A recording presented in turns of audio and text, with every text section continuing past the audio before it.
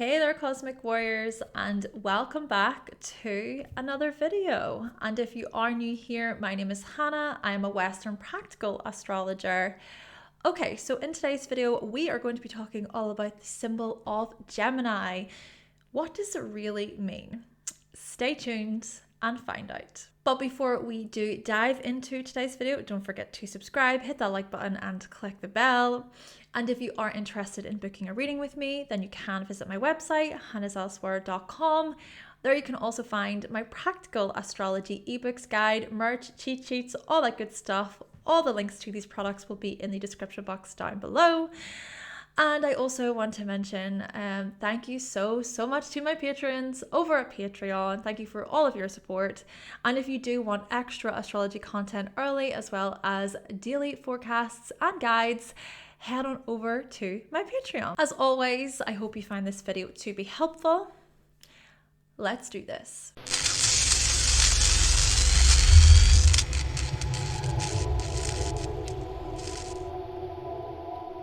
Okay, so as you most likely know, the symbol of Gemini is the twins. So as you can see from this glyph, it shows what looks like a set of pillars that consists of two vertical lines, and it's these dual lines that represent the twins. Now, the idea of this is that the symbol of Gemini represents duality and multiplicity. For example, this duality can stand for feminine and masculine, negative and positive, yin, yang, peace, war, intellectual, emotional, so on and so forth. Meaning, it's this symbol of Gemini that signifies the principle that information is comprised of two sides with opposite meanings and opinions. So to look at two concepts or two different aspects of life, it is this dual principle that can be seen within everyday life, such as between two opposing opinions between two people. Likewise, this duality can be seen within each individual. For example, does someone make a decision based on what they already know, or should they seek out new information which opposes what they know? Now, on the other hand, what we also learn from this symbol is that two opposing opinions can be true at the same time. Consider how the vertical lines are connected by two horizontal lines on the top and bottom. Perhaps this shows us that what matters often is from which angle we are looking at something.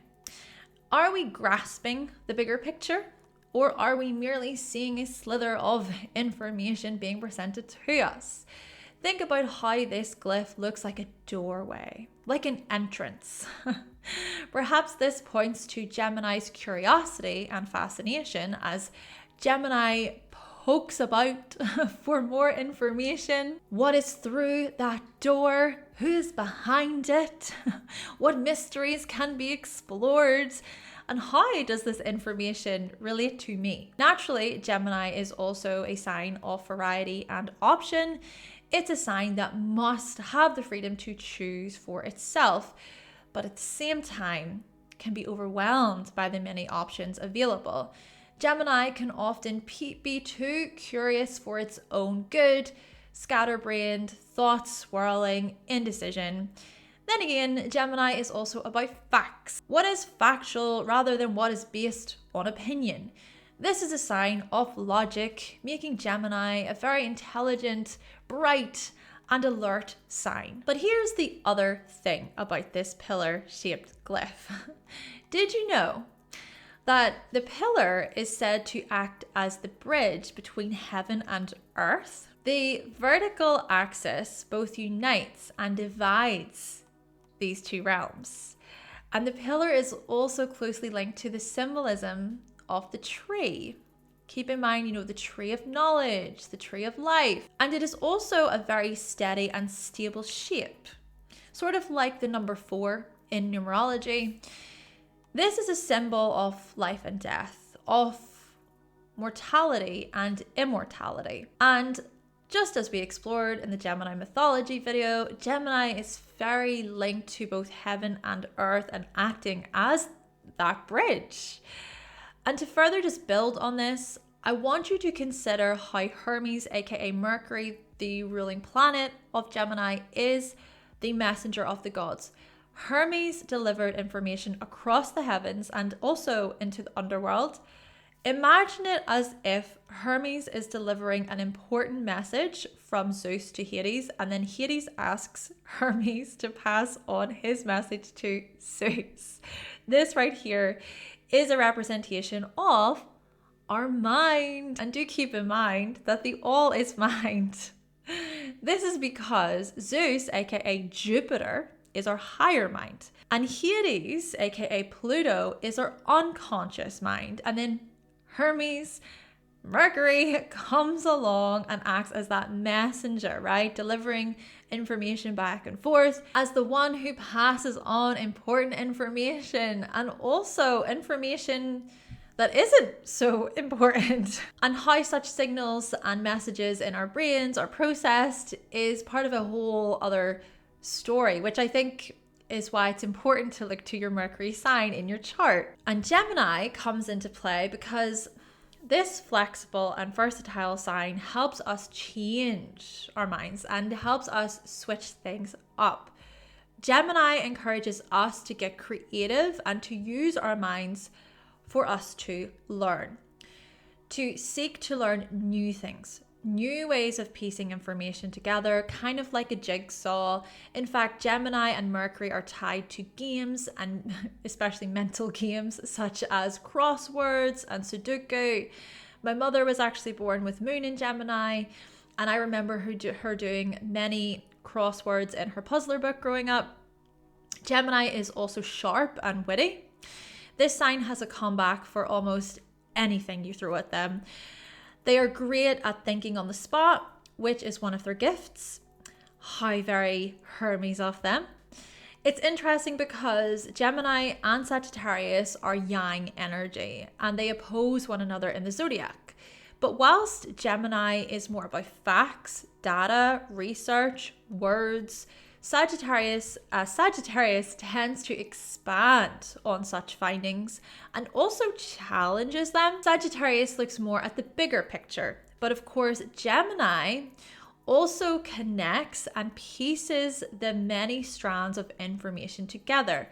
Sagittarius is the jigsaw once it's complete, and Gemini is the process of how the jigsaw is created. Both signs can work really well in unison when they understand their roles in this way. Still, as Gemini turns to Sagittarius and gets them to consider the facts and the logic behind their discoveries, Sagittarius turns to Gemini and asks them to elaborate on their points so that a greater story or vision can be shared. Then again, Sagittarius can make big sweeping generalizations, and Gemini can throw in a few white lies so that their argument seems more valid. Essentially though, both signs are big on truth. On that note though, let's turn our attention to twins for a moment. Let's explore some facts about twins. Twins are said to speak their own language. They are said to invent their own language which isn't understood or known by others. Identical twins happen as a result of an egg splitting after fertilization, and fraternal twins are conceived with 2 eggs and 2 sperm at the same time. How fascinating. But get this. There are other types of twins. So for instance, there are mirror image twins, and this type of twin occurs when one twin is left-handed and then the other is right-handed. And they also have birthmarks on opposite sides of their bodies. And this right here is rather interesting because you got to refer back to the Gemini mythology video when we explored the Babylonian mythology and looking to the twin constellation. Yeah, refer back to that video. Though the really sad thing about twins is that one can absorb the other. One might not make it due to miscarriage. Though The final fact that I want to share here is that twins, they bond in the womb. They start to touch each other as early as 14 weeks. So, what does this tell us about twins? Well, I think it shows just how connected they are, how in sync they can be, how bonded they are to one another. And of course, we also explored in the mythology video about the links, you know, how they would link each other's arms. And there's also research that has been done to see if each twin feels the other's pain, hurt, and distress. And so when we also connect this information to Gemini, there is something about this twin-like quality. And no, I am not referring to the stereotype of how all Gemini are backstabbers, etc. I think this twin-like quality shows up as our own ability to mirror others, or to even just get where they're coming from, or to even have opposite opinions and views, to challenge other people's opinions. Still, with mirroring, we do this through body language. We do this through unconscious signals. For example, have you ever been around someone new for a while and then realized that you're mimicking them, or you're saying words they often use? Or have you ever started behaving like someone you regularly hang out with? Have you ever heard of the term, you are the company you keep? This is a very Gemini and twin-like thing because, for example, if you surround yourself with smart, bright, and positive people, you become a better and more intelligent person. But if you surround yourself with negative people, with overly judgmental people, you could very well become like this. Naturally, this is also about understanding that everyone fluctuates and everyone changes, basically. Gemini can, of course, be a rather moody sign. So one day you could be more vibrant and funny. The next you could be disagreeable. You can be annoyed. The point being here, we change as people. Our views, our thoughts, our opinions, they change, and such things can influence our mood and our outlook. This right here, folks, is Gemini. And another thing I just want to mention is that Gemini is tied to our earliest forms of communication and language. So how we learn to talk and walk. And of course, the language piece between twins is so interesting when we consider how Gemini rules language and speech.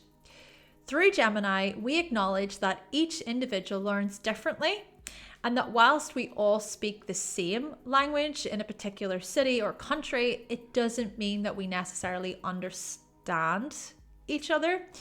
Therefore, the archetype of Gemini shows us the power of the mind and language in response to how we interact with our environment.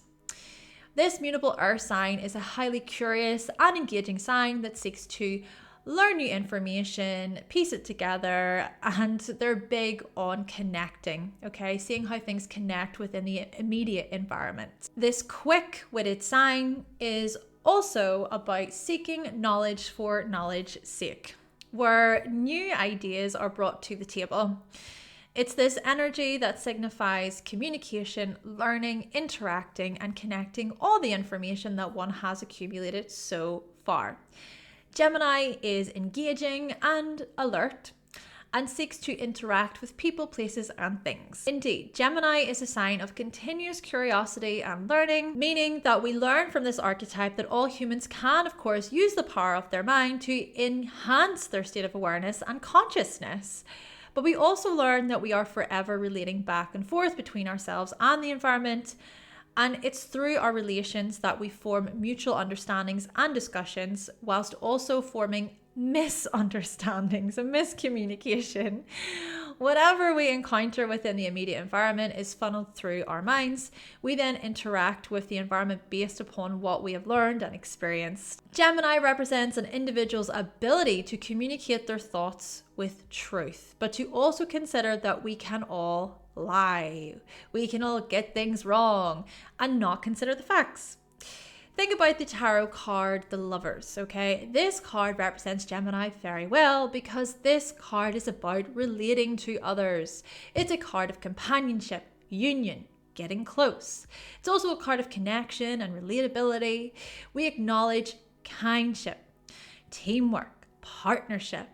We can also sympathize with others. We recognize that others have valuable insights and perspectives to share. We're open to others, and we also respond with heart, passion, and curiosity.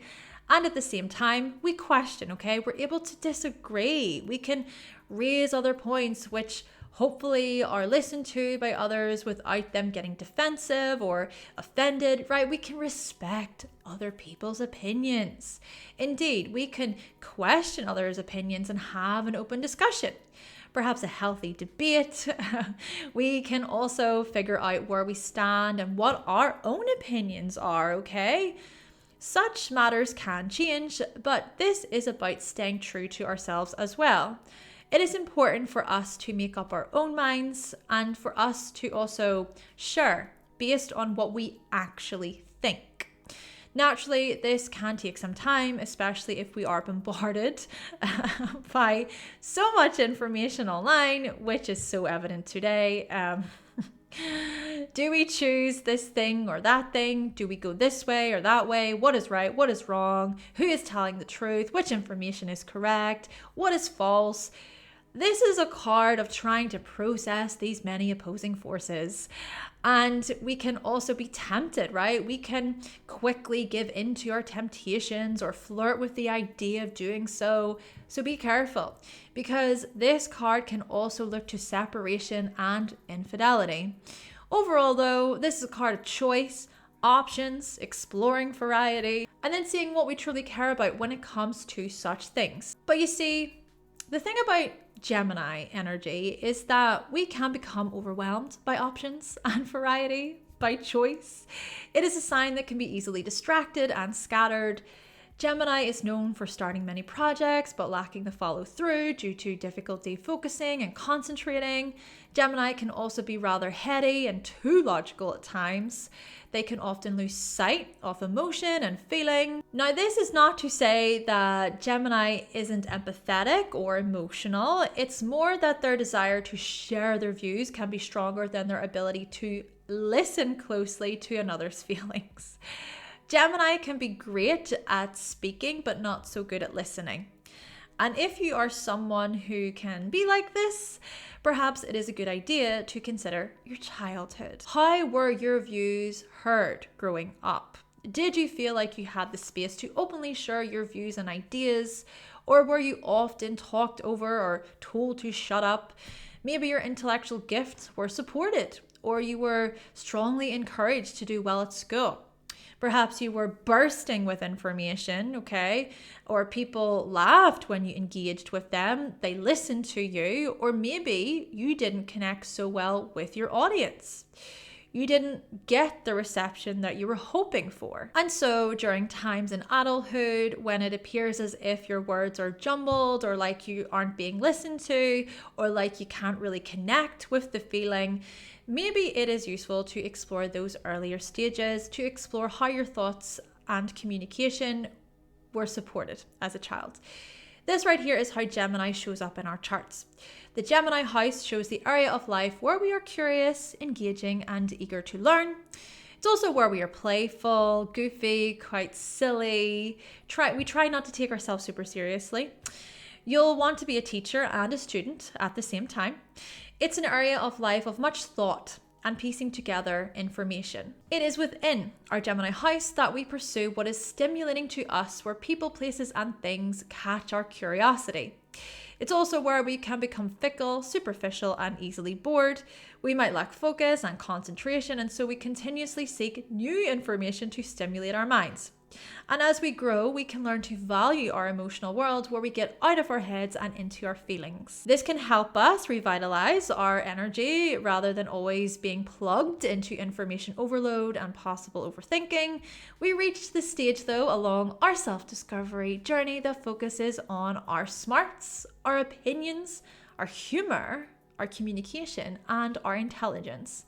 And much like twins are dual, Gemini in your chart represents the part of you that is double. or multifaceted. Okay then, Cosmic Warrior, so that concludes my video talking all about the symbol of Gemini. Please let me know if you found this video to be helpful. Did you learn something new? I would really appreciate your feedback because like you, I am always learning. You can find all of the sources that I used in this video in the description box down below. And again, I want to say thank you so much to my patrons over at Patreon. Do let me know your thoughts and your opinions in the comment section down below. But with all that being said, thank you so much for watching. Thank you for subscribing. And of course, if you would like to see more videos from myself and you have not yet subscribed, then make sure that you click that subscribe button and also give this video a like if you did like it today. And I will be back with another video very soon. Bye.